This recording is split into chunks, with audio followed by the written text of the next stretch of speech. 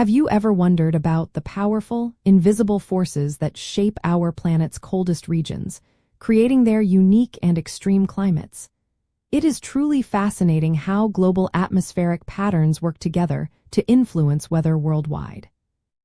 The polar cell is a crucial global atmospheric circulation cell that operates in the high-latitude regions, specifically above 60 degrees north and 60 degrees south latitude.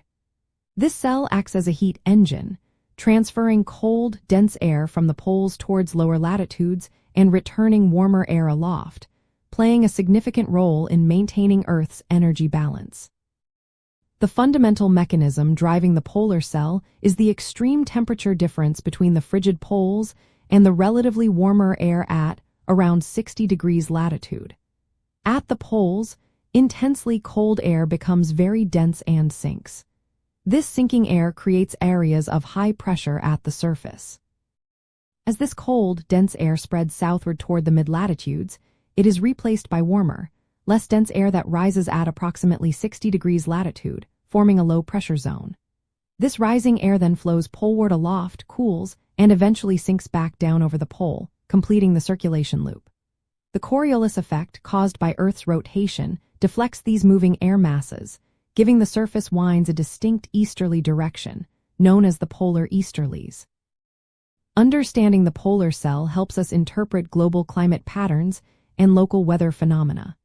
For instance, knowing how the sinking cold air at the poles drives surface winds explains why polar regions experience such persistent easterlies.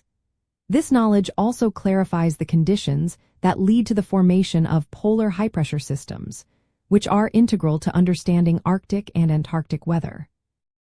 A key characteristic of the polar cell is its relative simplicity compared to the more complex Hadley and Ferrel cells at lower latitudes. It is primarily thermally direct, driven by the strong temperature gradient.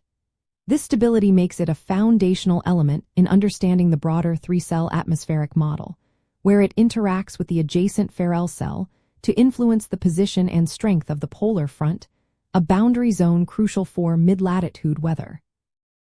The polar cell also plays a role in the formation and maintenance of the polar vortex, a large area of low pressure and cold air surrounding Earth's poles. Ultimately, grasping the polar cell's circulation empowers you to better comprehend why our planet's high latitudes are so cold and dry, how global winds are generated, and the interconnectedness of Earth's climate systems. It illustrates a fundamental principle of atmospheric science, providing a clearer picture of how heat is distributed across our globe and the underlying reasons for regional climate characteristics.